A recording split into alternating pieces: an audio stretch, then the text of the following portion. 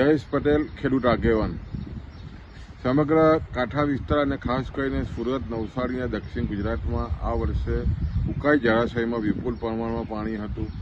અને જે રીતે રાજ્ય સરકારના સિંચાઈ વિભાગ તરફથી પૂરતા પ્રમાણમાં એટલે 111 દિવસ જે રીતે નહેર વહેવડાવવામાં આવી એટલે સ્વાભાવિક છે કે ઉનાળુ ડાંગરનો વિપુલ પાક થયો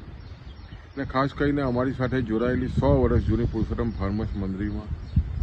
ખેડૂતોનું ખૂબ જ વિપુલ પ્રમાણમાં ડાંગરની આવક થઈ છે. લગભગ 12 લાખ ગુણીની આવક થઈ છે, એક વિપુલ પ્રમાણમાં છે અને જે સ્થિતિ બજારની બનતી જાય છે, ખાસ કરીને ડાંગરના ભાવો જે રીતે ઓછા થતા જાય છે એટલે સ્વાભાવિક છે ખેડૂતોમાં જે રીતે નાખુશી જોવા મળી છે એના અનુસંધાનમાં આદરણીય રાજ્યના મુખ્યમંત્રીશ્રીને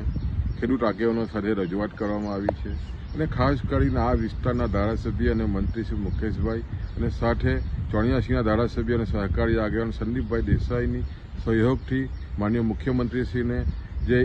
એક્સપોર્ટ ડ્યુટી છે 20% જે કેન્દ્ર સરકારે કરી છે, ઘટાડીને 10% જો કરવામાં આવે તો સ્વાભાવિક છે કે વિપુલ પ્રમાણમાં ચોખા બહાર નિકાસ થઈ શકે અને ખેડૂતોને સારા ભાવ મળે એ અનુસંધાનમાં સહકારી આગેવાનો સાથે માનનીય મુખ્યમંત્રીશ્રીને રજૂઆત થઈ છે અને અમને ચોક્કસ ખાતરી છે કે જે રીતે રાજ્ય સરકાર ખેડૂતોના પડખે હંમેશ નિર્ણય કરતી હોય છે ત્યારે સ્વાભાવિક છે કે માનનીય મુખ્યમંત્રી પણ અમારી જે વાત છે એને વાચા આપીને કેન્દ્ર સરકારને ભલામણ કરશે. એના કારણે ખેડૂતોમાં ચોક્કસ એક ખુશી જોવા મળી રહી છે.